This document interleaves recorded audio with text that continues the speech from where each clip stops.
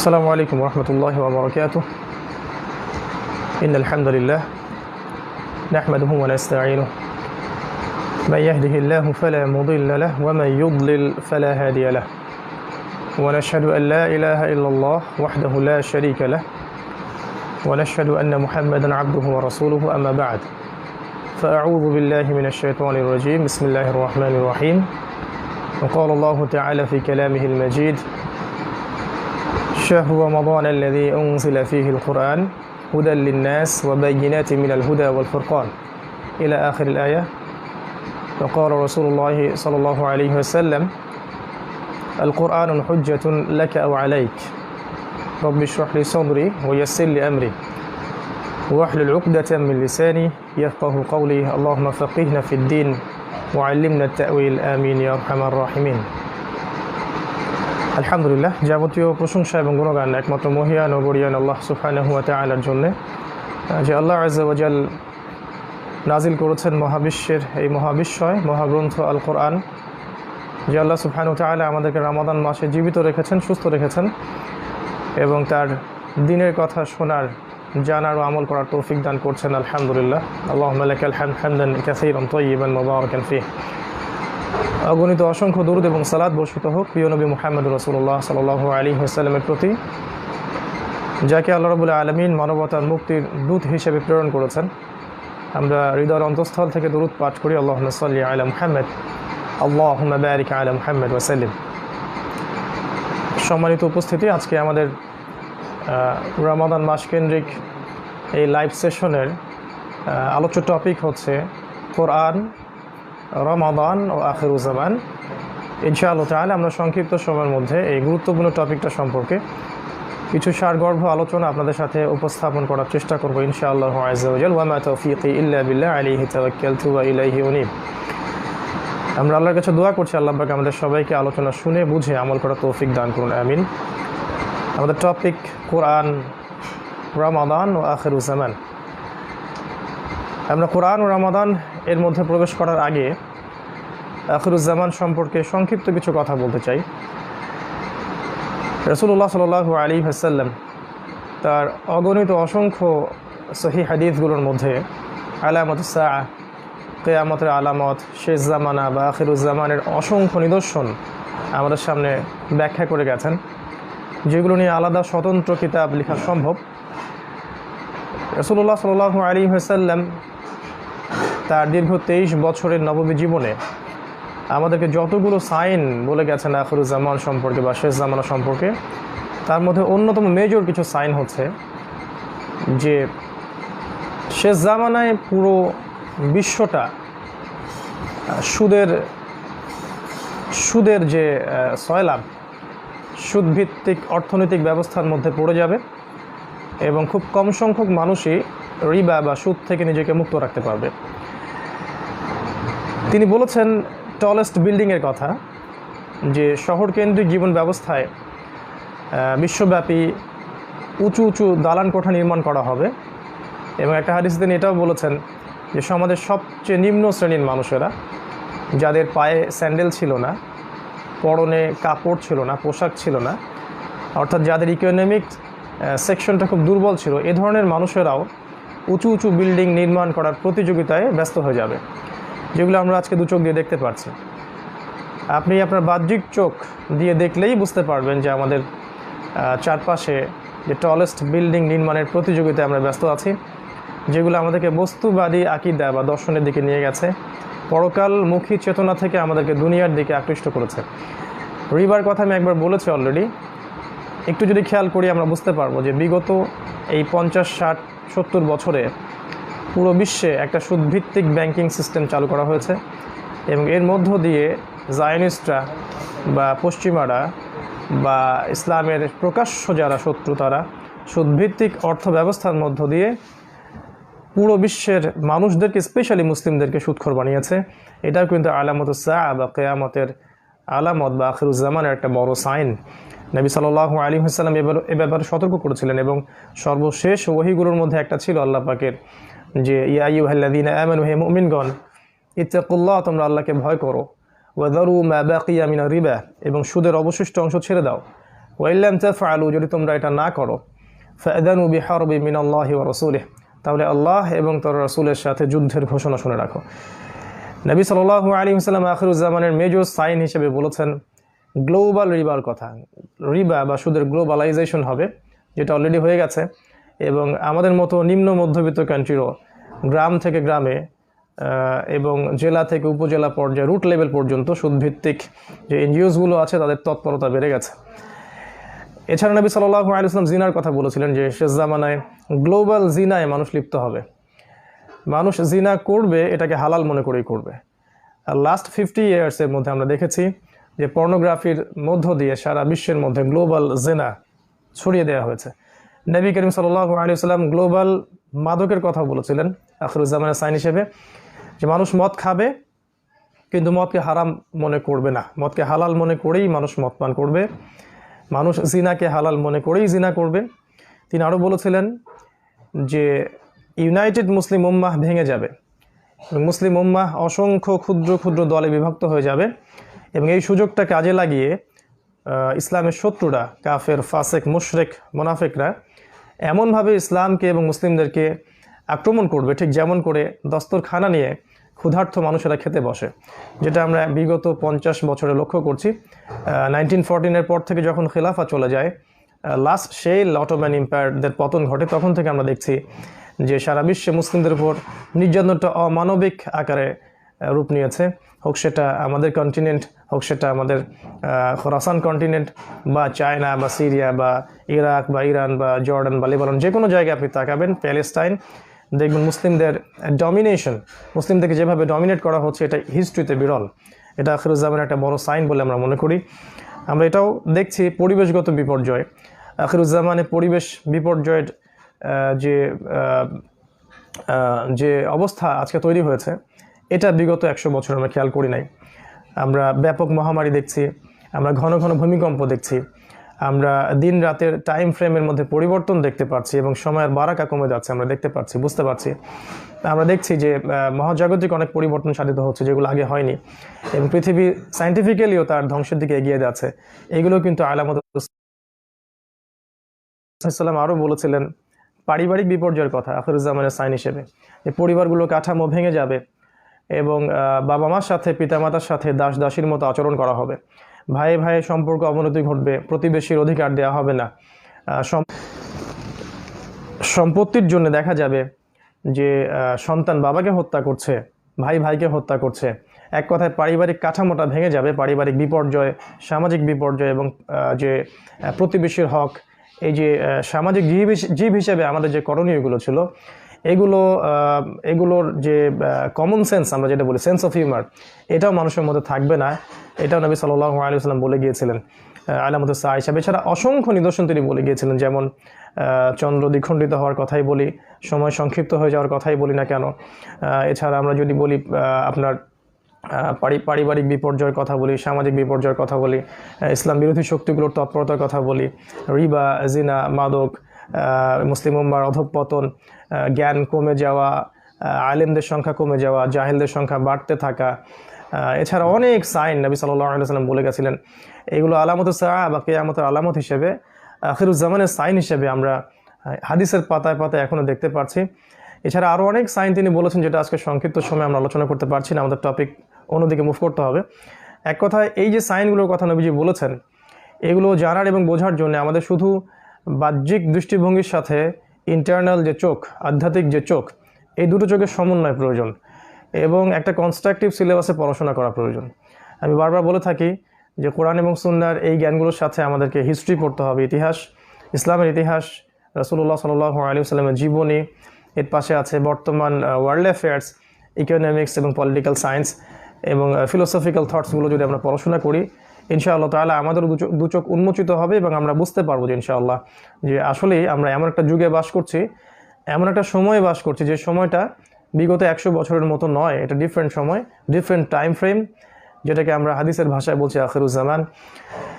এর সামনের সময়গুলো সম্পর্কে নবীজি বলে গিয়েছেন যে মুসলিমদের এই সময়টা কেটে যাবে ইনশাআল্লাহ। মুসলিমদের সামনে নেতৃত্ব দিবেন ইমামুল মাহদী, তার নেতৃত্বে মুসলিমরা বড় যুদ্ধ লঞ্চ করবে, যেখানে আল্লাহ রাব্বুল আলামিন মুসলিমদেরকে বিজয় দান করবেন। ঈসা আলাইহিস সালামের আগমন হবে, মাসিহুদ দাজ্জালের আত্মপ্রকাশ ঘটবে এবং সেখানে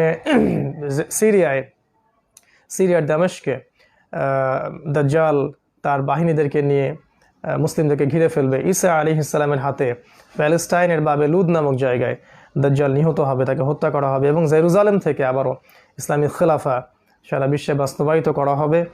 এই সময়গুলো সামনে আসতে যাচ্ছে, যেগুলো আখিরুজ্জামানের বড় বড় সাইন। দেন ইয়াজুজের মাজুজের কথা আছে, ধোয়ার কথা আছে, আগুনের কথা আছে, যেগুলো মানুষকে আরাফাত মাঠের দিকে তাড়িয়ে নিয়ে আসবে।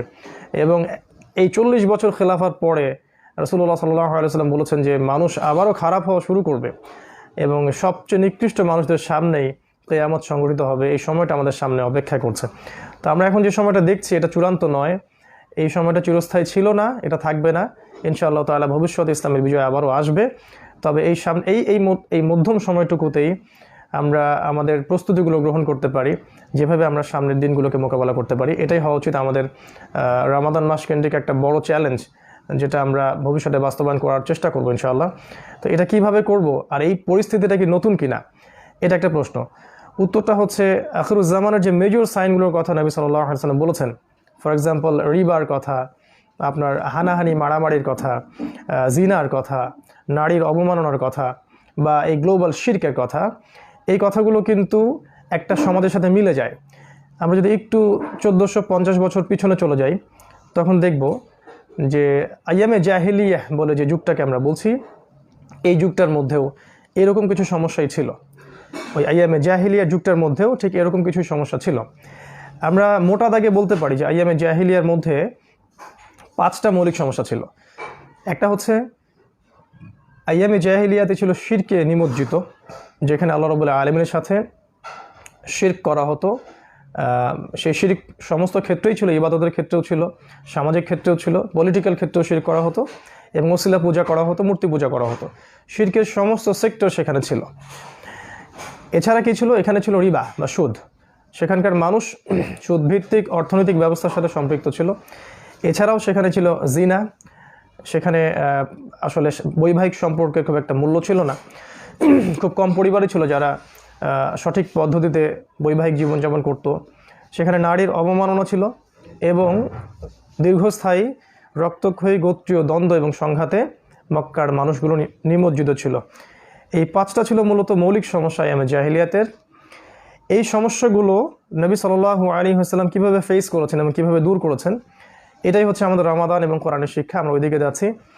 এই 5টা জাহিলিয়াতিপূর্ণ সমাজে ঠিক এই জাহিলিয়াতগুলো এখনকার যুগেও আছে এবং আখিরুজ্জামানও থাকবে। এরকম একটা সমস্যায় নিমজ্জিত সমাজকে রাসূলুল্লাহ সাল্লাল্লাহু আলাইহি ওয়াসাল্লাম কীভাবে সংস্কার করলেন। তিনি প্রথমে হিলফুল ফুজুর দিয়ে চেষ্টা করেছিলেন। এরপর আল্লাহ রাব্বুল আলামিন তার কাছে ওহী প্রেরণ করেছেন, যেটা তার 40 বছর বয়সে হেরা গুহায় প্রাপ্ত। আমরা জানি সূরাতুল বাকারা এর 185 নম্বর আয়াতে আল্লাহ রাব্বুল আলামিন বলেছেন যে বিসমিল্লাহির রহমানির রহিম শাহরু রমাদান আল্লাযী উনজিলা ফীহিল কুরআন হুদাল লিন-নাস ওয়া বায়িনাতিন মিনাল হুদা।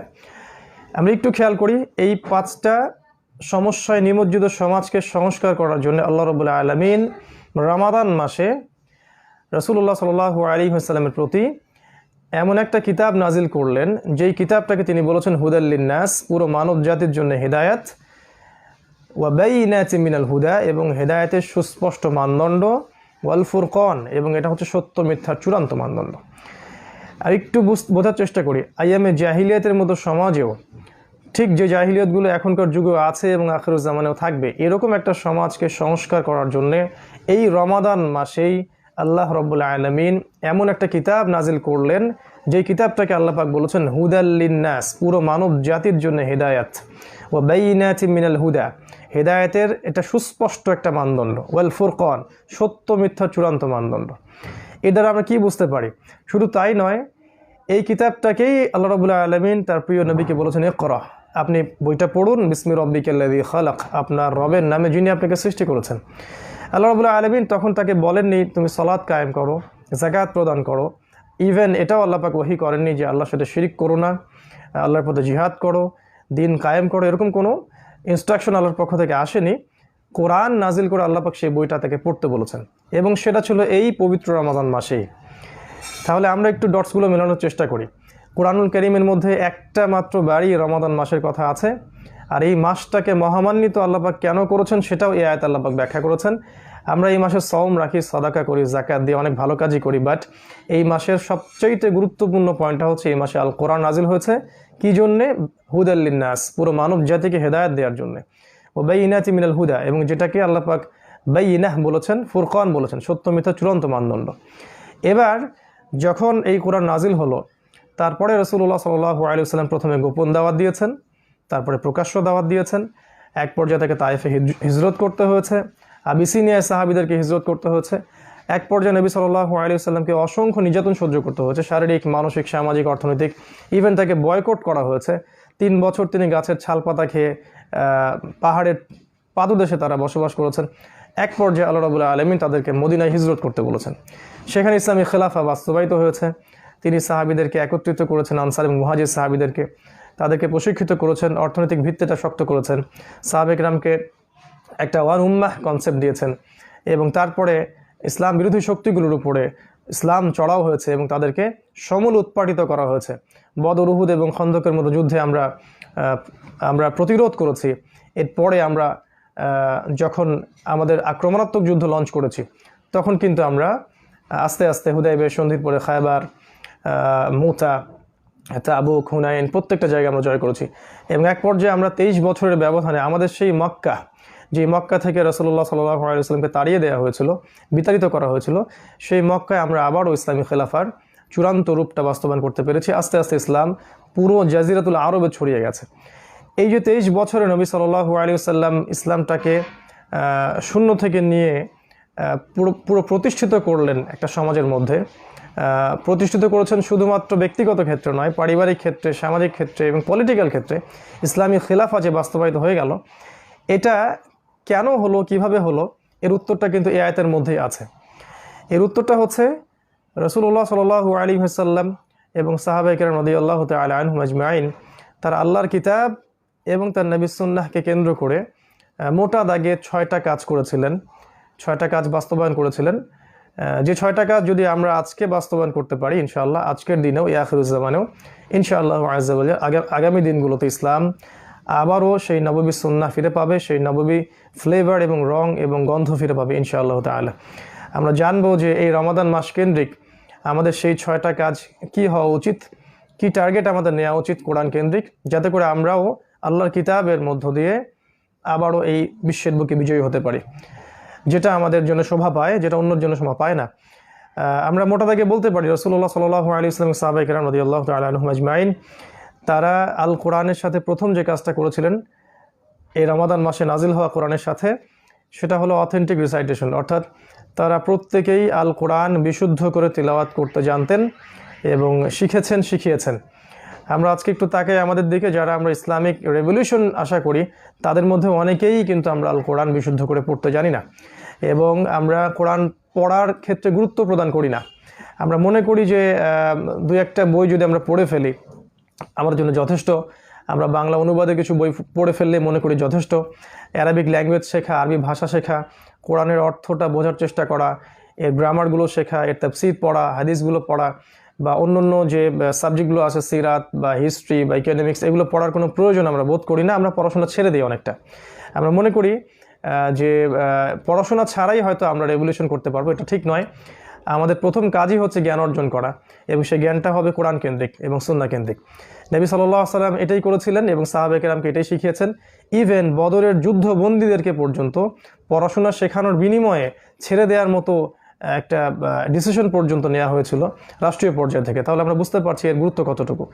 এবং আল্লাহ রাব্বুল আলামিনের প্রথম ওহীটাও যদি আমরা খেয়াল করি, তিনিও পড়তে বলেছেন। আবার যদি আমরা এই হাদিসটা দিকে খেয়াল করি, আল্লাহ পাক প্রথমে কলম সৃষ্টি করেছেন, সেখানে আমরা কলমের একটা কনসেপ্ট পাই। তাই পড়া এবং লেখার বিষয়টা একে অপরের সাথে জড়িত। তো রমাদান মাসে আমাদের প্রথম নিয়াত হওয়া উচিত, বা আমাদের আগামী দিনগুলোর জন্য আমাদের নিয়াত হওয়া উচিত যে আমরা আল্লাহর কিতাবটাকে আগে বিশুদ্ধ করে পড়তে শিখবো ইনশাআল্লাহ। এতে করে যেটা হবে যে আমরা আল কোরআনের বারাকা পাবো, আমরা প্রত্যেক হরফে 10 নেকি করে পাবো ইনশাআল্লাহ। এই কোরআন আমাদের পক্ষে সুপারিশ করবে ইনশাআল্লাহ। আমরা প্রত্যেক ফরজ সালাতের পর আয়াতুল কুরসি পড়তে পারবো বিশুদ্ধ করে। তখন ইনশাআল্লাহ মৃত্যু ছাড়া জান্নাতে যাওয়ার আমাদের কোনো বাধা থাকছে না। আমরা রাতে সূরা মুলক পড়তে পারবো, যে সূরা মুলক আপনাকে আমাকে কবরের আযাব থেকে হেফাজত করবে। আমরা ইনশাআল্লাহ বিশুদ্ধ করে সূরা কাহফ পড়তে পারবো। তখন দেখা যাবে এই সূরা কাহফ আমাদেরকে মাসিহুদ দাজ্জালের ফিতনা থেকেও নিরাপদে রাখবে ইনশাআল্লাহ। আমরা কোরআনের গুরুত্বপূর্ণ সূরাগুলা আয়াতগুলো, যেমন সূরা বাকারার শেষের 2-3 আয়াত, সূরা হাশরের শেষ 3টা বা 4টা আয়াত, সূরা মুমিনুনের শেষের আয়াতগুলো, সূরা তাহার মধ্যে কিছু আয়াত, সূরা ফালাক, নাস, ইখলাস, কাফিরুন, অসংখ্য যে ইম্পর্টেন্ট আয়াতগুলো আছে, সূরাগুলো আছে, আর রহমান, ইয়াসিন, সূরা মুলক বা সূরা কাহফ, সূরা বাকারা, আল ইমরান, এই সূরাগুলো আমরা তখন বিশুদ্ধ করে পড়তে শিখব। যখন বিশুদ্ধ করে পড়তে শিখব এবং নিয়মিত আমরা হাফ পারা বা এক পারা করে তিলাওয়াত করার অভ্যাস তৈরি করব, তখন ইনশাআল্লাহ তাআলা কোরআন আমাদের মধ্যে প্রভাব ফেলবে। কোরআন আমাদের ভিতরে বারাকা নিয়ে আসবে, সাকিনা, সুকুন এবং সালাম নিয়ে আসবে, এবং আমাদের জীবনে আল্লাহর রহমত নিয়ে আসবে। কোরআন গবেষণা করাটা অনেক দূরের কথা, যদি আমরা প্রথমে নিয়মিত ডেইলি কোরআন তিলাওয়াত করতে না পারি বিশুদ্ধভাবে, তাহলে কিন্তু আল কোরআন দিয়ে কোনো রেভলিউশন আমরা আশা করতে পারি না। তাই আমাদের উদ্দেশ্য হওয়া উচিত এই রমাদান মাসে, কোরআন নাজিলের মাসে, যেই কোরআন আমাদেরকে সমাজ বিপ্লব এনে দিবে, আমাদের উচিত প্রত্যেক মুসলমানের এই কোরআনটাকে বিশুদ্ধ করে পড়তে শেখা, যেভাবে হোক, অনলাইনের মাধ্যমে হোক, অফলাইনের মাধ্যমে হোক, ওস্তাদের কাছে সহবতে পড়ে থেকে হোক, বা আপনার ইমামের কাছে বা খতিবের কাছে, মুয়াজ্জিনের কাছে, যেভাবে পারেন আপনি মাদ্রাসার দ্বারস্থ হয়ে হোক বা না হয়ে হোক, যেভাবে হোক আপনাকে আল কোরআনের বিশুদ্ধ তেলাওয়াতটা শিখে ফেলতে হবে। যদি আমি এটা করতে ব্যর্থ হই, তাহলে সারা জীবন আমরা তেলাওয়াত করে যাব, কিন্তু এই তেলাওয়াত আমাদের ফায়দা দিবে না, বরং এই তেলাওয়াত করার পর আমরা গুনাহগার হয়ে যেতে পারি। কোরআনে অসংখ্য নিয়মকানুন আছে, যেগুলো যদি আমরা স্কিপ করি, ভুল করি, তাহলে কোরআনের অর্থ চেঞ্জ হয়ে যায় এবং অর্থটা ঈমান থেকে কুফরের দিকে চলে যায়। তো এই জায়গায় খেয়াল রাখা উচিত যাতে আমরা বিশুদ্ধ করে তাজবিদের সাথে কোরআনটা পড়তে শিখি। এটা হওয়া উচিত রমাদান মাস কেন্দ্রিক কোরআনের প্রতি আমাদের প্রথম অ্যাটিটিউড, যেই কোরআন আমাদেরকে সমাজ বিপ্লব এনে দিবে ইনশাআল্লাহ তাআলা। এখানে শয়তান আপনাকে 3টা ধোঁকা দিবে, সেটা আমি একটু বলে রাখছি। শয়তান আপনাকে প্রথমেই নসিহত করবে, শয়তানের ওসিয়ত করবে যে তোমার দ্বারা হবে না, তুমি পারবে না। এটা শয়তানের পক্ষ থেকে আপনার মনে আসতে পারে। এটাও আসতে পারে যে আমি অনেক জানি, আমার জানার দরকার নাই, আমি এরকম কোর্স বা এরকম শিক্ষা অনেক শিখেছি, নতুন করে শেখার কিছু নাই, আমি যথেষ্ট জানি। এটাও শয়তানের একটা ওয়াসওয়াসা। এবং শয়তান একটা বড় ওয়াসওয়াসা দিতে পারে, সেটা হলো যে আমার সামনে অনেক সময় পড়ে আছে, আগামী দিনে অনেক সময় পড়ে আছে, আমি পরে শিখে নেব। এটাও কিন্তু শয়তানের একটা বড় অস্ত্র। এগুলো থেকে আল্লাহ যেন আমাকে বাঁচিয়ে রাখেন, সেই দোয়া করছি। এগুলো থেকে স্কিপ করে আপনাকে কোরআনের সময় দিতে হবে, ডেইলি এক পারা করে আল কোরআন পড়ার চেষ্টা করতে হবে। আল্লাহ পাক আমাকে আপনাকে সবাইকে তৌফিক দান করুন, আমিন। সেকেন্ডলি, যেটা করা উচিত আল কোরআনের সাথে এই মাসে আমাদের নিয়াত হওয়া উচিত, অ্যাটিটিউড থাকা উচিত যে শুধু কোরআনের তিলাওয়াতটাই আমরা শিখে থেমে যাব না, বরং কিছু অংশ অবশ্যই হিফজ করার চেষ্টা করব। 1 পারা হোক, 2 পারা হোক, 3 পারা হোক, যদি সম্ভব হয় পুরো কোরআন, যদি সম্ভব না হয় মিনিমাম 1 পারা, 2 পারা, 3 পারা, বা আম্মা পারা, যেটাকে আমরা বলি আম্মা ইয়াতাসাআলুন থেকে মিনাল জিন্নাতি ওয়ান নাস পর্যন্ত, এতটুকু অ্যাটলিস্ট আমাদের মুখস্থ করা উচিত। ইম্পর্টেন্ট সূরাগুলো মুখস্থ করা উচিত, ইম্পর্টেন্ট আয়াতগুলোকে মুখস্থ করা উচিত, এবং একটা কনস্ট্রাকটিভ সিলেবাসে আমাদের পড়াশোনা করা উচিত এই কোরআন কেন্দ্রিক। এটা করতে গিয়ে আমাদেরকে হয়তো আরবি ভাষা শিখতে হবে, আরবি ব্যাকরণ শিখতে হবে। এটা আমাদের শেখার নিয়াত করা উচিত, কারণ শুধু হিফজ করাটাই আমাদের জন্য যথেষ্ট হবে না যদি না আমরা এর অর্থগুলো বুঝতে পারি। হাফেজে কোরআনদের ফজিলত সম্পর্কে আল্লাহ পাক অনেক কথা বলেছেন, এটা আপনারা জানেন। আল্লাহ রসুল অনেক কথা বলেছেন হাদিসের মধ্যে। তো কোরআন হিফজ করা মানে হচ্ছে আল্লাহর সম্মান পাওয়া, আল্লাহর মর্যাদা পাওয়া, এবং কিয়ামতের মাঠে একটা হাদিস এসেছে যে তাকে পড়তে বলা হবে, এবং বলা হবে যে তোমার সর্বশেষ তিলাওয়াতের জায়গায় তোমার মর্যাদার স্তরটা রাখা হবে। অতএব হাফেজে কোরআনদের যে মর্যাদা, এটা অনন্য।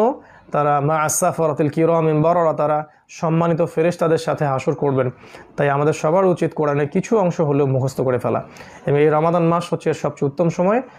তিলাওয়াত শেখার সাথে সাথে আমাদের মুখস্থ করার একটা টেন্ডেন্সি লালন করা উচিত, চেষ্টা করা উচিত, যাতে সারা বছর আমরা এটাকে ধরে রাখতে পারি।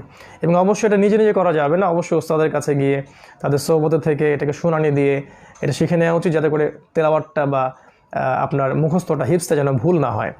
এবং আমাদের বাচ্চা কাচ্চা যারা আছে তাদেরকে ছোটোবেলা থেকেই এই ট্র্যাকে রাখতে হবে, যেন তারা 5 থেকে 7 বছর বা 8 বছরের মধ্যেই, 10 বছরের মধ্যেই তারা যেন আল কোরআনটাকে হিফজ করে ফেলতে পারে। তারপরে আপনি তাকে অন্য ট্র্যাকে নিয়ে যান, আল্লাহ পাক তার ইলমে বরকত দিবেন ইনশাআল্লাহ।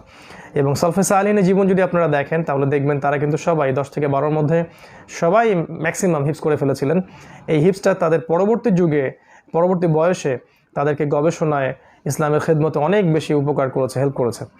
তো এটা আমাদের এই সুন্নাটাকে আবার চালু করা উচিত। আল্লাহ পাক তৌফিক এনায়েত করুন, আমিন। এরপরে যেটা করা উচিত, ট্রান্সলেশন। কোরআনের অনুবাদ এবং এর যে তাফসীর এটাকে পড়ার দিকে আমাদের উৎসাহিত করা উচিত, উৎসাহ রাখা উচিত।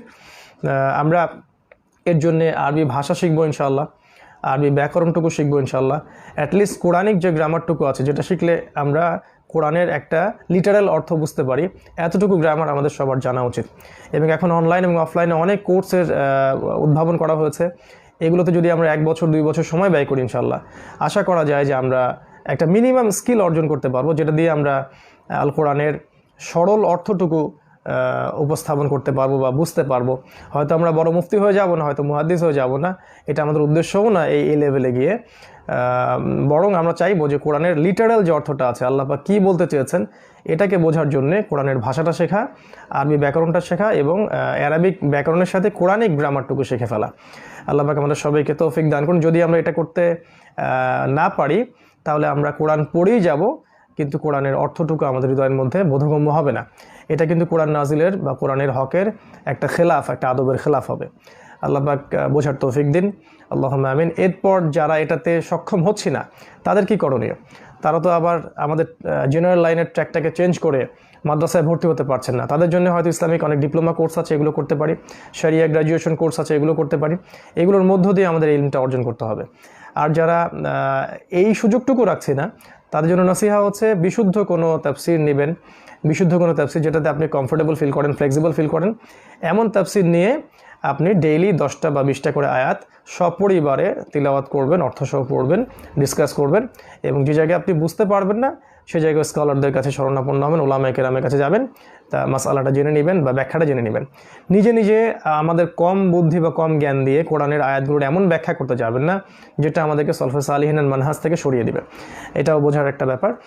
এই জন্যে আমরা নসিহা করব যে কোরআনের যে আয়াতুন মুহকামাত যেগুলো আছে, যেগুলো স্পষ্ট, সেগুলো আপনারা পারিবারিকভাবে অবশ্যই নিয়মিত 10টা 20টা করে আয়াত তেলাওয়াত করবেন, অর্থ শিখবেন, পরিবারবর্গকে শেখাবেন।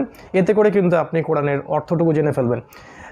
ডেইলি যদি আমরা 10টা বা 20টা করে আয়াত শিখতে পারি, 1 বছরে কিন্তু আমরা পুরো কোরআনের অনেকটাই শিখে ফেলবো ইনশাআল্লাহ। আমরা একটা লিটারাল অর্থ শিখবো। এখানে একটা নসিহা করব, অর্থগুলো জানার পরেই নিজেকে মুফতি মনে করবেন না বা ফতোয়া দেওয়ার টেন্ডেন্সি নিয়ে আসবেন না। শুধু এতটুকু মনে রাখবেন যে আপনি একজন স্টুডেন্ট বা তালেবে ইলম। আমরা শুধুমাত্র কোরআনের অর্থটুকু জানছি আমাদের সংশোধনের জন্যে, যাতে করে আমরা স্ট্রেইট ফরওয়ার্ড কিছু কথা বলতে পারি। যেমন আল্লাহ পাক বলেছেন সুদ হারাম, ঘুষ নেওয়া যাবে না, বা জিনার কাছেও যেও না, বা আল্লাহর সাথে শিরিক করো না, যেগুলো কমন কথা, যেগুলো মুহকামাত সবাই বলতে পারি, এই বিষয়গুলোর জ্ঞান আমরা অর্জন করতেই পারি। এবং এগুলো আপনি দাওয়াত অবশ্যই প্রচার করতেই পারেন। যে বিষয়গুলো আছে, যেগুলো মুতাশাবিহাত, যেগুলো ব্যাখ্যার অবকাশ রাখে, সেগুলোর দিকে আমরা ফোকাস করছি না। সেগুলো স্কলারদের কাজ, আলেম ওলামার এই কাজগুলো করবেন। যারা বিজ্ঞ, যারা স্কলারশিপ অফ ইসলাম, তারা এগুলোকে ব্যাখ্যা করবেন, আমরা তাদের দ্বারস্থ হব। এবং এটাতে কোনো শিরিকের কিছু নাই, এখানে কোনো বেদাতের কিছু নাই, বরং এটাই উচিত যে তাদের মানহাজ এবং তাদের মাযহাবগুলো ফলো করেই আমাদের আগানো। অন্যথায় আমরা কোরআন সুন্নাহ হাতে নিয়েও কিন্তু বিভ্রান্ত হতে পারি। আল্লাহ পাক বোঝার তৌফিক দান করুন, আমিন। এরপরে আমি কয়েকটা কথা বলেছি যে রিসাইটেশন, বিশুদ্ধ তিলাওয়াত আমাদের এই রমাদান মাসে কোরআনিক চ্যালেঞ্জ হবে। আমরা বলেছি ট্রান্সলেশনের কথা, অবশ্যই কোরআনের অনুবাদটুকু শেখার চেষ্টা করতে হবে। আমরা বলেছি ডেইলি তাফসীর পড়ার কথা বলেছি কোরআন কেন্দ্রিক। আমরা বলেছি কিছু অংশ হিফজ করার কথা। এরপরে যেটাতে আমি ফোকাস করতে চাই সেটা হলো যে কোরআনের আদেশগুলো মেনে চলা। আমরা কোরআন পড়তে শিখে অর্থ বুঝেও যদি আদেশগুলো ফলো করতে ব্যর্থ হই, সেক্ষেত্রে আল্লাহ পাক তার হাবিবের মাধ্যমে জানিয়েছেন আল কোরআন হুজ্জাতুন লাকা ওয়া আলাইক, তখন কোরআন আমারই বিপক্ষে সাক্ষী দিতে পারে না, আউযুবিল্লাহ। তাই আমাদের উচিত হবে আল কোরআনের আদেশগুলোকে পারতপক্ষে মেনে চলা। হয়তোবা সমস্ত আদেশগুলো আমরা একদিনে মানতে পারবো না, কিন্তু নিয়াত থাকবে এবং ইচ্ছা আকাঙ্ক্ষা থাকবে, আল্লাহর কাছে দোয়া করতে থাকতে হবে, আল্লাহ আপনি আমাকে বা আমাদেরকে আপনার সমস্ত আদেশগুলোকে পুঙ্খানুপুঙ্খ রূপে মেনে চলার তৌফিক দান করুন। ফর এক্সাম্পল, আমরা কোরআনের আদেশ যেমন 5 ওয়াক্ত সালাতটাকে আমরা ঠিকঠাক আদায় করার চেষ্টা করবো ইনশাআল্লাহ। এবং রমাদান মাস এটার বেস্ট টাইম আমাদেরকে প্রশিক্ষিত করার জন্য। রমাদান মাসে সওম আল্লাহ রাখতে বলেছেন, আল্লাহ পাক সামর্থ্য হলে যাকাত দিতে বলেছেন, সামর্থ্য হলে হজ করতে বলেছেন, উমরা করতে উৎসাহিত করেছেন, সত্য কথা বলতে বলেছেন, উম্মাকে ঐক্যবদ্ধ রাখতে বলেছেন, আল্লাহ পাক শিরিক করতে নিষেধ করেছেন, সুন্নাহর উপর থাকতে বলেছেন, আল্লাহ রাসূলের আনুগত্য করতে বলেছেন এবং জামাআবদ্ধ থাকতে বলেছেন। এরকম অসংখ্য আদেশ আল্লাহ পাক আল কোরআনে করেছেন। এই আদেশগুলোকে আমরা আমাদের লেভেল থেকে বাস্তবায়ন করার চেষ্টা করবো ইনশাআল্লাহ। আপনি ব্যক্তিগতভাবে স্টার্ট করবো, দেন আমরা আমাদের পরিবার এস্টাবলিশ করব। আমাদের সামর্থ্য থাকলে আমরা সোশ্যাল ওয়ার্কে নেমে যাব। আমাদের মধ্যে যদি ক্ষমতা থেকে থাকে আমরা ইনশাআল্লাহ আল্লাহ পাক যখন ক্ষমতা দিবেন ইনশাআল্লাহ আমরা সেটাকে পলিটিক্যালিও বাস্তবায়িত করবো ইনশাআল্লাহ আযজা ওয়া জাল। ইসলাম শুধু একটা নির্দিষ্ট পরিবারের জন্য নয়, একটা দেশের জন্য নয়, এটা গ্লোবাল রিলিজন, পুরো বিশ্বই ইনশাআল্লাহ তাআলা ইসলামের হুকুমিয়াতের মধ্যে চলে আসবে। আল্লাহ পাক সেই দিনও এনে দেবেন ইনশাআল্লাহ। তো আদেশগুলোকে আমাদের আগে বাস্তবায়ন করতে হবে এবং অ্যাট দ্য সেম টাইম আল কোরআনের যত নিষেধ আছে, যে আল্লাহ পাকের যে নিষেধগুলো আছে, প্রহিবিশনগুলো আছে, এগুলো থেকে আমাদেরকে দূরে থাকতে হবে। এটাও কোরআনের একটা হক বা মৌলিক অধিকার। ফর এক্সাম্পল আল্লাহ বলেছেন শিরক না করতে, আমরা শিরক করব না। আল্লাহ পাক আমাদেরকে বেদাত করতে নিষেধ করেছেন, তার রাসূল নিষেধ করেছেন, আমরা বেদাতে লিপ্ত হব না। আমাদেরকে হারাম রিজিক থেকে বেঁচে থাকতে বলেছেন, আমরা হারাম রিজিকে যাব না। আমরা জিনার কাছেও যাব না, আমরা সুদ খাবো না, আমরা ঘুষ নিব না, দুর্নীতি করব না। কোরআনের যত নিষেধ আছে, আমরা মিথ্যা কথা বলবো না, মিথ্যা আশ্রয় নিব না, কাউকে অপবাদ দিব না, কারো অন্যায়ভাবে গীবত তহমতে লিপ্ত হব না, অহেতুক কারো সমালোচনা করে তার নেকির পাল্লা ভারী করব না, আমার নিজের নেকির পাল্লা হালকা করব না, অহেতুক এমন কিছু কাজ করব না যেটা ইসলাম ক্ষতিগ্রস্ত হয়, বাধাগ্রস্ত হয় এবং ইসলামের উপকার করতে গিয়ে আমি অপকার করে ফেলি। এরকম কোনো নিষেধে লিপ্ত হওয়া যাবে না। আল্লাহ পাক যত নিষেধ করেছেন সমস্ত নিষেধ থেকে আমাদেরকে দূরে থাকার চেষ্টা করতে হবে। হয়তো বা একদিনে আমরা সমস্ত নিষেধ থেকে দূরে থাকতে পারবো না, তারপরেও আমাদের চেষ্টা থাকবে আমরা আল্লাহ পাকের সমস্ত নিষেধগুলো যেন ছাড়তে পারি। আল্লাহ পাক আমাদের সবাইকে সে তৌফিক এনায়েত করুন, আমিন। যদি আমরা শুধু আদেশ মানি এবং নিষেধগুলোকে বর্জন করতে না পারি, সেক্ষেত্রে আল্লাহ রাব্বুল আলামিন আমাদের জন্য একটা শাস্তির কথা বলেছেন। সূরাতুল বাকারা এর 85 এবং 86 নম্বর আয়াতে আল্লাহ পাক বলেছেন, আফাতুমিনুনা বিবা'দিল কিতাব ওয়া তাকফুরুনা বিবা'দ, তোমরা কি আল্লাহর কিতাবের কিছু অংশকে মেনে চলো আর কিছু অংশকে অস্বীকার করো।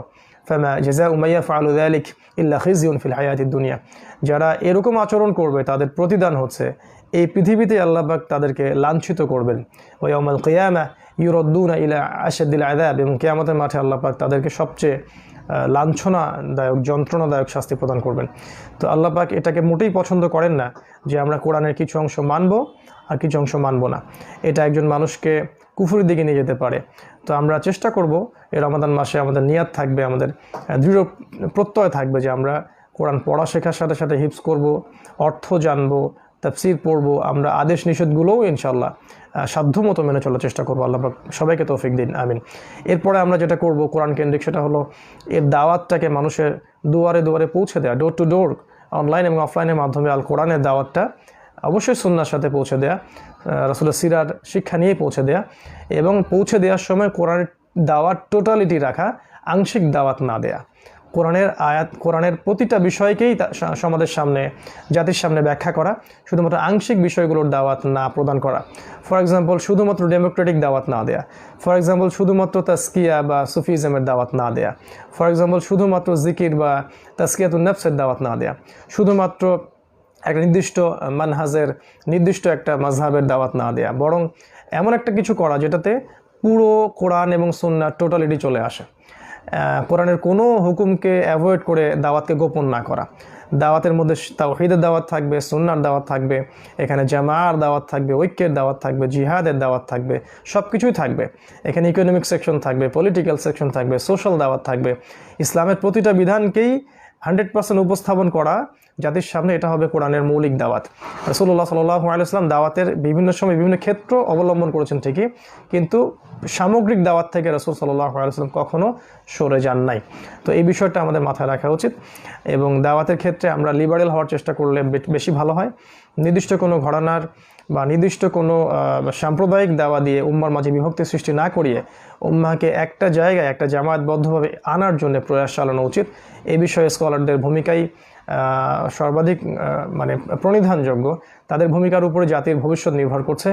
আমরা প্রত্যেক স্কলারকে অনুরোধ করব আমাদের সেশনের মাধ্যমে যে আসুন আমরা এমন একটা প্ল্যাটফর্মের দিকে উম্মাহকে নিয়ে আসি, যেটা হবে একটা ইউনাইটেড মুসলিম উম্মাহ প্ল্যাটফর্ম, যেটা ইনশাআল্লাহ তাআলা ইসলামের সমস্ত সমস্যাগুলোকে চ্যালেঞ্জ রিসিভ করে এই বিষয়কে ডিল করতে পারবে, এবং ইনশাআল্লাহ ইসলাম বিরোধী সমস্ত শক্তির বিরুদ্ধে তারা ঐক্যবদ্ধভাবে দাঁড়িয়ে যাবে। আল্লাহ পাক যেমনটা বলেছেন যে সূরা সফের মধ্যে আল্লাহ পাক বলেছেন যে তারা কান্নাহুম বুনিয়ানুম মারসুস, তারা এমনভাবে দাঁড়িয়ে যায় যেন তারা সীসা ঢালা প্রাচীর। তো এই কনসেপ্টে আমাদের দাওয়া দেওয়া উচিত, এবং কোরআনের দাওয়াটা হবে ডোর টু ডোর, অনলাইন এবং অফলাইন উভয় জগতেই, এবং শুধুমাত্র মুসলিমদের মধ্যে নয় বরং অমুসলিমদের মধ্যেও।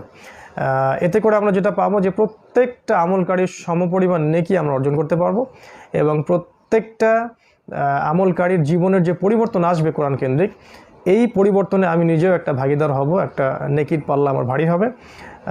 এই জায়গায় আমাদের খেয়াল করা উচিত যে আমরা যেন কোরআন কেন্দ্রিক দাওয়াতটা প্রচার ঘটাতে পারি, যাতে করে আমাদের আগামী প্রজন্ম এবং এই তরুণ প্রজন্ম, উভয় প্রজন্মই যেন কোরআনময় একটা সমাজ পেতে পারে। আগামী দিনগুলো যেন কোরআনময় হয়, কোরআনের আলোয় যেন আগামী দিনের জাহিলিয়াতগুলো দূর হয়। আল্লাহ পাক সবাইকে কোরআন কেন্দ্রিক এবং সুন্নাহ কেন্দ্রিক সামগ্রিক দাওয়াত দেওয়ার তৌফিক এনায়েত করুন, আমিন। সর্বশেষ সেটা হলো আল কোরআনের লজ এবং যে বেসিক ফান্ডামেন্টালগুলো আছে এগুলোকে এস্টাবলিশমেন্টের ব্যাপারটা। এটা তখনই সম্ভব হবে যখন আমরা আল কোরআনের এই হকগুলো আদায় করতে পারবো। ফর এক্সাম্পল ট্রান্সলেশন, রিসাইটেশন, আদেশ মানা এবং প্রহিবিশন থেকে দূরে থাকা, দাওয়া, এগুলো যখন একসাথে বাস্তবায়িত হবে তখন দেখা যাবে যে একটা সামাজিক পরিবর্তন আসছে, একটা সামাজিক রেভলিউশন আসবে, এবং সামাজিক রেভলিউশনই কিন্তু ইনশাআল্লাহ তাআলা এক পর্যায়ে খিলাফার দিকে নিয়ে যাবে। তখন কিন্তু আমরা ইসলামিক আইন, হুদুদ এবং কিসাস এগুলোকে বাস্তবায়ন করতে পারবো ইনশাআল্লাহ তাআলা। এগুলো আল্লাহ রাব্বুল আলামিনের অভ্রান্ত সত্যের উৎস। ওয়া তাম্মাত কালিমাতু রাব্বিকা সিদকাও ওয়া আদলা লা মুবাদদিলা লিকালিমাতিহি। তো এই বিষয়গুলো বাস্তবায়ন করাটাও অ্যাজ এ মুসলিম উম্মাহ আমাদের দায়িত্ব এবং কর্তব্য, এবং এদিকে উম্মাহকে নিয়ে যাওয়া, এই প্রস্তুতি গ্রহণ করার চেষ্টা করা, এটা আমাদের সবার জন্যই আবশ্যিক কর্তব্য। এটাকে অ্যাভয়েড করে, স্কিপ করে শুধুমাত্র প্রোটেস্ট্যান্ট দাওয়াত দেওয়াটা আমাদের উচিত হবে না। আমাদের উচিত হবে লজ এবং বেসিক ফান্ডামেন্টালগুলো বাস্তবায়নের জন্যেও উম্মাহকে উৎসাহিত করা, সেদিকে নিয়ে যাওয়া। এখানে এই যে 6টার কথা আমরা বললাম, এগুলো কিন্তু আইয়ামে জাহিলিয়াতের সেই যে জাহিলিয়াতপূর্ণ সমাজ, যেখানে সুদ ছিল, রিবা ছিল, মাদক ছিল, শিরিক ছিল এবং আল্লাহ বিরোধী আইন ছিল, সেখানে গোত্রীয় দ্বন্দ্ব ছিল, এরকম একটা জাহিলিয়াতিপূর্ণ সমাজকে কিন্তু মাত্র 23 বছরের ব্যবধানে রাসূলুল্লাহ সাল্লাল্লাহু আলাইহি ওয়াসাল্লামের নববী সুন্নায় আল্লাহ রাব্বুল আলামিন পুরো একটা আলোকিত সমাজে পরিণত করেছেন। আপনি যদি বিদায় হজের ভাষণটা দেখেন এবং তার পরবর্তী সময়গুলোর দিকে তাকান, আবু বকর সিদ্দিকের সময়, উমর ইবনে খাত্তাবের সময়, আপনি দেখবেন সেখানে কোনো মাদক নাই, সেখানে থাকলেও খুব নিম্নমানের, যেটা ইল্লা মাশাআল্লাহ খুব অল্প কিছু মানুষের মধ্যে হয়তো ছিল, কিন্তু ওভারঅল সেখানে মাদকের কোনো রেভলিউশন ছিল না, সেখানে কোনো সুদভিত্তিক অর্থনৈতিক ব্যবস্থা ছিল না, সেখানে কোনো শিরকের নামগন্ধ পর্যন্ত ছিল না, ইল্লা মাশাআল্লাহ, সেখানে কোনো গোত্রীয় দ্বন্দ্ব বা হানাহানি ছিল না, নারীর কোনো অবমাননা বা জিনাও ছিল না, ইল্লা মাশাআল্লাহ। সামগ্রিক লার্জ স্কেলে এগুলো ছিল না। মাত্র 23 বছরের ব্যবধানে একটা সমাজকে এভাবে পরিবর্তন করার পেছনে যে ভূমিকাটা কাজ করেছে সেটা হলো রাসূল সাল্লাল্লাহু আলাইহি ওয়াসাল্লাম এবং সাহাবায়ে কেরাম রাদিয়াল্লাহু তাআলা আনহুম কোরআন কেন্দ্রিক এই কয়টা কাজ করেছিলেন।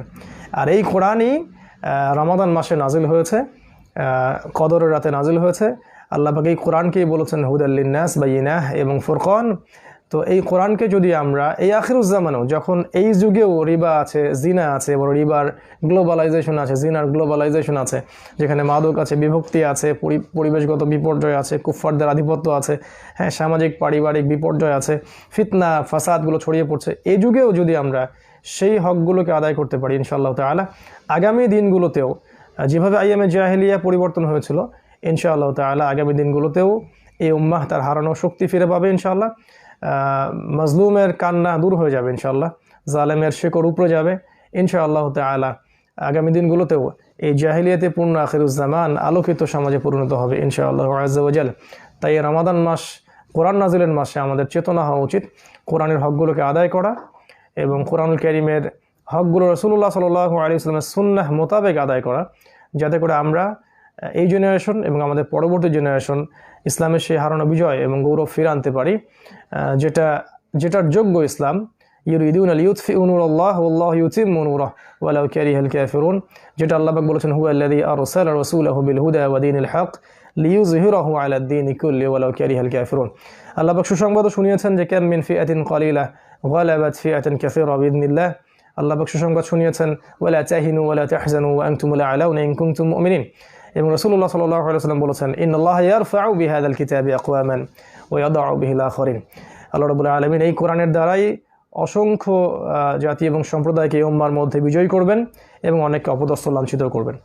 যদি আমরা কোরআনময় এই রেভলিউশনটা ক্রিয়েট করতে পারি ইনশাআল্লাহ তাআলা আমরাও আল কোরআনকে নিয়ে, আল্লাহ পাকের এই কিতাবকে হাতে নিয়েই প্রত্যেক কাফের, ফাসেক, মুশরিক, মুনাফিক এবং জালেম সম্প্রদায়ের বিরুদ্ধে ঐক্যবদ্ধভাবে দাঁড়াতে পারবো ইনশাআল্লাহ। আল্লাহ পাক আমাদের সবাইকে সে তৌফিক দান করুন। আমাদের সবার মাঝে আল্লাহ পাক জ্ঞানের একটা বিপ্লব ঘটিয়ে দিন। কোরআনের হকগুলো আদায় করার জন্য এই রমাদান মাসে আমাদেরকে পাক্কা নিয়াত করার তৌফিক দান করুন এবং দোয়া করার তৌফিক দান করুন, চেষ্টা করার তৌফিক দান করুন এবং ধারাবাহিকভাবে লেগে থাকার তৌফিক দান করুন। আল্লাহ পাক আমাদের মধ্যে ওলামায়ে কেরামদেরকে দীর্ঘ নেক হায়াত দারাজ করুন, তাদের সোহবতে আমাদেরকে জ্ঞান শেখার তৌফিক দান করুন। যারা উম্মার জন্য অগণিত মানে নিরলস প্রচেষ্টা চালাচ্ছেন, খেদমত করছেন, তাদেরকে আল্লাহ পাক সুস্থ রাখুন, নিরাপদে রাখুন। তাদেরকে কাফেরদের, ফাসেকদের, মুশরিকদের যাবতীয় ষড়যন্ত্র থেকে আল্লাহ পাক হেফাজত করুন। আমরা দোয়া করছি সাওম রাখা অবস্থায় আমাদের এই তরুণ প্রজন্মকে আল্লাহ পাক যেন কবুল করে নেন, কোরআনের হকগুলোকে আদায় করার তৌফিক দান করেন, রমাদান মাসটাকে কাজে লাগানোর তৌফিক দান করেন। এই মাস শেষে আমরা যেন নিষ্পাপ হতে পারি সেই তৌফিক আল্লাহ পাক আমাদেরকে দান করেন। আমাদেরকে আল্লাহ পাক যেন একটা জামাআ দান করেন, ইমারা দান করেন। আল্লাহ পাকের পথে ব্যাপক দাওয়াত এবং জিহাদের মধ্য দিয়ে ইসলামী খেলাফাকে আবারও বাস্তবায়িত করার তৌফিক আল্লাহ পাক দান করেন। এই দোয়া, এই প্রত্যাশা এবং এই দাওয়া রেখে আজকের মতো এই সংক্ষিপ্ত লাইভ সেশন এখানে শেষ করছি। আকুলু কওলি হাযা আস্তাগফিরুল্লাহ লি ওয়া লাকুম ওয়া লিসাইরিল মুসলিমিন। বারাকাল্লাহু লানা ওয়া লাকুম বিল আয়াতিল হাকীম। ইন্নাহু তাআলা জাওয়াদুন কারীমুন রাউফুর রহিম। সুবহানাকাল্লাহুম্মা ওয়া বিহামদিক আশহাদু আল্লা ইলাহা ইল্লা আনতা আস্তাগফিরুকা ওয়া আতুবু ইলাইক। আসসালামু আলাইকুম ওয়া রাহমাতুল্লাহি ওয়া বারাকাতুহু।